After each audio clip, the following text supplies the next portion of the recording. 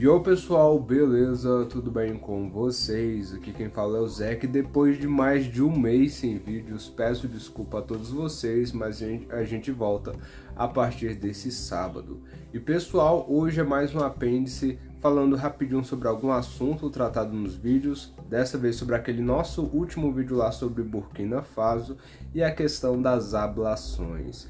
E como esse é um assunto preocupante que causa polêmica até os dias de hoje. Então é isso aí e vamos lá.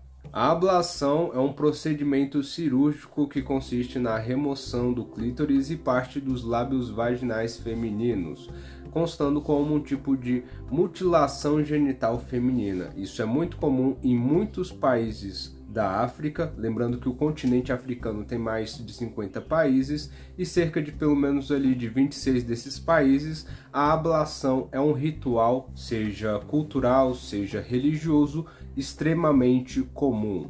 Meninas de idades próximas a 13 a 15 anos passam por esse tipo de procedimento, inclusive também bebês. Inclusive, em 2018, cerca de 60 meninas tiveram de ser internadas em estado grave após terem passado por esse procedimento, e muitos progenitores e parteiras que estavam envolvidas nesse tipo de procedimento cirúrgico, que agora é ilegal, na verdade desde 1996 é ilegal em Burkina Faso, foram meio que investigados a respeito do que estava acontecendo. Esta é uma prática que está há muito tempo enraizada na cultura de muitas tribos e locais da África, e muitas vezes uma mulher que passou por esse procedimento, digamos assim, que ela tem algum status social um pouco maior do que uma mulher que não passou. É um tabu, inclusive, mulheres que não passaram por esse tipo de coisa.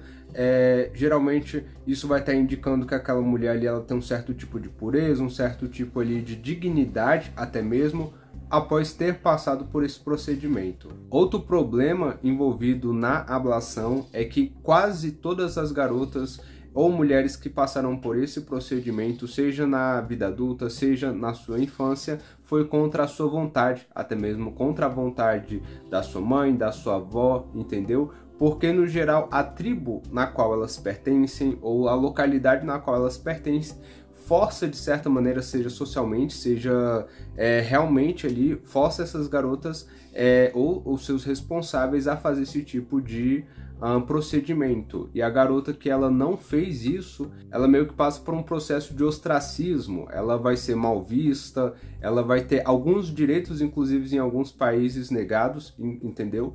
E hoje em dia muito se discute sobre os direitos das mulheres na África e sobre como a ablação deve ser progressivamente abolida. Infelizmente isso vai ser um processo muito difícil, quase impossível, porque é uma coisa que está impregnada na cultura e muitas mulheres, inclusive na África, defendem esse tipo de prática. Outro ponto que também é preocupante é que muitas vezes, apesar da ablação ser proibida como países da América do Norte, na França e assim por diante, imigrantes africanos que vivem nesses países às vezes viajam com mulheres, com crianças e assim por diante, em idade mais ou menos próxima a desse rito de passagem, e aí viajam geralmente durante as férias para esses países onde é permitido na África, até mesmo onde é incentivado esse tipo de prática, e aí fazem lá esse tipo de procedimento e depois retornam para esses países onde isso é proibido. Então não deve só haver um tipo de campanha contra esse tipo de procedimento na África, mas também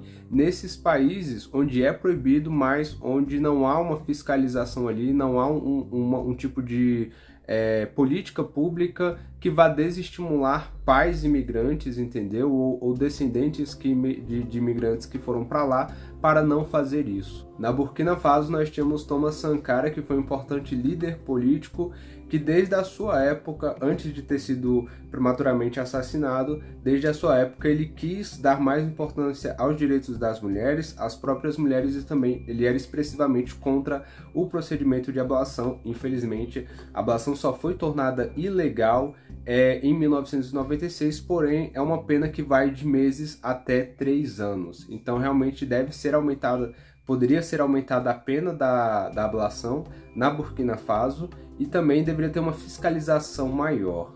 Infelizmente, como muitos países da África são pobres e necessitam de políticas públicas mais efetivas. Esse tipo de prática, que é comum e também ligada à cultura e à religião de muitos desses locais, acaba se proliferando e se perpetuando. E esse tipo de prática é tão presente, seja em culturas que tenha o islamismo como a sua religião ou o cristianismo, pois é uma questão cultural dentro de várias tribos e localidades desses países africanos.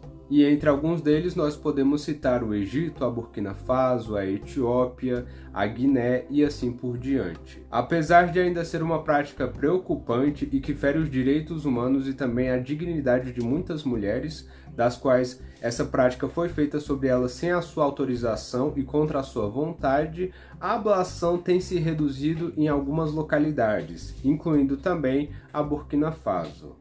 Lá existe uma agência chamada EFE que se encarrega de lutar para a abolição da ablação. E tem havido uma leve redução dessa prática conforme os anos passam. Porém, é uma coisa muito, mas muito irrisória. Resta pressionar as diversas autoridades africanas a criar projetos que desestimulem essa prática, a conscientizar as pessoas e principalmente entender que o corpo da mulher é da mulher, porque também dentro da cultura da ablação está a crença de que apenas os homens poderiam ter prazer durante uma relação sexual, ou então que uma mulher ela é dignamente pura por não ter o seu clítoris, que é ali mais ou menos, falando a grosso modo, a parte da genitália feminina que vai ser um receptor, vai ser um receptor de prazer e assim também sendo estimulado vai dar prazer à mulher. Então tem um certo também um machismo e uma misoginia envolvido nessas práticas. E todos esses problemas são ocultados por uma cultura que está há muito tempo ali envolvida.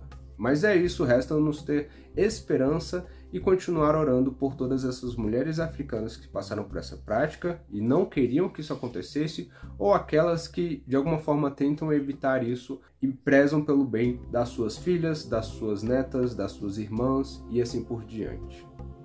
É isso aí, pessoal, espero que vocês tenham achado esse vídeo de certa forma informativo ou importante, dado o tempo que a gente ficou fora, tá? Mas em breve a gente volta com mais um episódio sobre esterilizando na África. A vida de professor é muito difícil, então eu dependo dos roteiros que são feitos pelo meu sócio, e aí eu também trabalho numa escola, então assim, a gente acaba ficando sem muito tempo para produzir os vídeos aqui. Mas é isso aí, muito obrigado por tudo, valeu, falou e fui!